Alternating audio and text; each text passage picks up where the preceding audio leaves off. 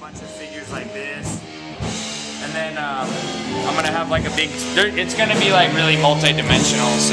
So tell me about your this Lurker figure. So were you approached by Color Ink Books? Yeah, they said we really love this Lurker. It's really creepy. They're like, we want to make a toy of it. They knew the guy that sculpted the Ninja Turtles. Who was that? David Arshosky. Okay. He sculpted it.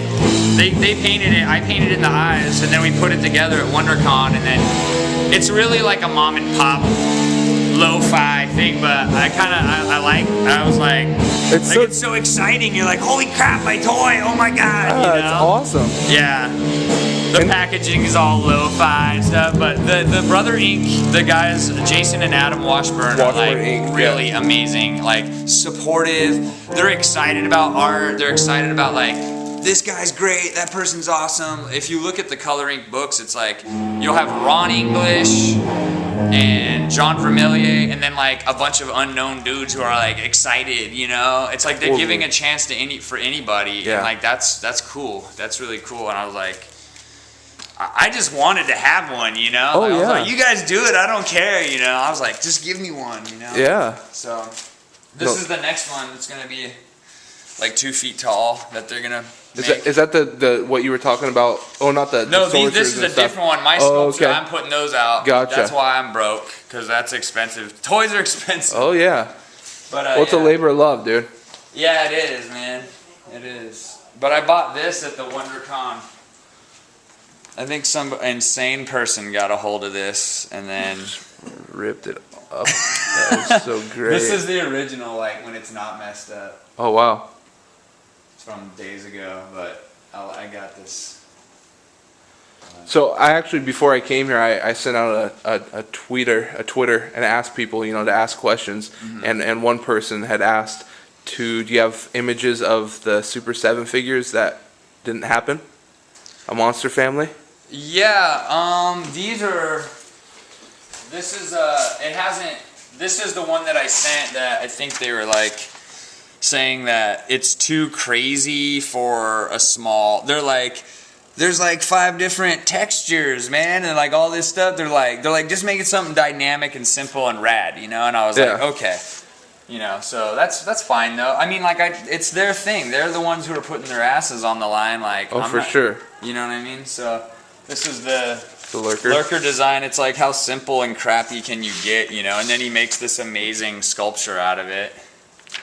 I don't know. I think that resembles a fig, dude. Like perfect. Yeah, no, I mean, look at your artwork. It's very, like, the line work is very dynamic, and I think that the figure is just spot on. Yeah. I like this. It's just like, basically for me, I get this, like, it's like Christmas every time something comes in the mail, even if it's like some small thing, like a zine. Somebody's like, will you send me an image to put on the front of my zine or something? It's like some kid at a high school or something. I send him something, and I go, just send me one in the mail. And then I get one, I'm all, this is so sweet. Oh, yeah, you know. I was like, oh, check it out. Like to my girlfriend or something, she's like, oh, great, another thing, you know. And then she opens it, so, oh, this is awesome. It's not like some corporate magazine. It's like some kid, you know. Some awesome kid. This is the stuff I did for Brian Posehn, that comedian guy. This is like the print poster for him. I'm not familiar with him, but it's supposed to. Oh, he was on the Sarah Silverman show. Oh, the orange head guy. Okay. Orange head. Orange beard. But this is him, you know. Here he is. Nice. His wizard. Everything is him. His wiener. The ogre. Everything is Brian Posehn. So, did he contact you? Well, Relapse Records asked me. Oh, okay, nice. And then here's a T-shirt that oh my god. that I did for him. This doesn't have the writing. There is the writing. It's Brian Posehn. Is that watercolor? Some of it? No, this is just acrylic. It's just watered down. It's like acrylic, cell vinyl and stuff. Dang. That's really clean, man. Yeah, I know. I was all excited. I was all, sweet, Brian Posehn. Oh, so cool. And were you a fan of the show and you watched it? I've seen him before. I found out that he was from Sacramento, and then me and my girlfriend went and saw him play, you know, or not play, but do his comedy stuff. Yeah. And we like went and were like smoking pot with him, and then he's like, hanging out, and he just got really stoned, and everybody was like, all these people were like, and metalheads were like asking him questions and like, oh yeah, dude, you should hear my band. Oh, we're so sick. Like, oh, you know, and then like me and my girlfriend were sitting there, we're like, man, let's not bother him now, you know, because I wanted to be all, hey, you should let me do a t-shirt for you or something, you know. So I just went home and then emailed Orion from Relapse and said, hey dude, tell this guy, Brian Hussein, that I'm a freak from Sacramento like he is, and that I could do something awesome. And he's all right, cool. And so I just did it in a couple days, and I sent this stuff to him, and they're like, sweet, we're gonna use it. Like, awesome. Good. Yeah. Awesome. So sometimes actually, even if people don't tell you that to do something, you should just do it anyway sometimes, and then if they like it, then they'll use it.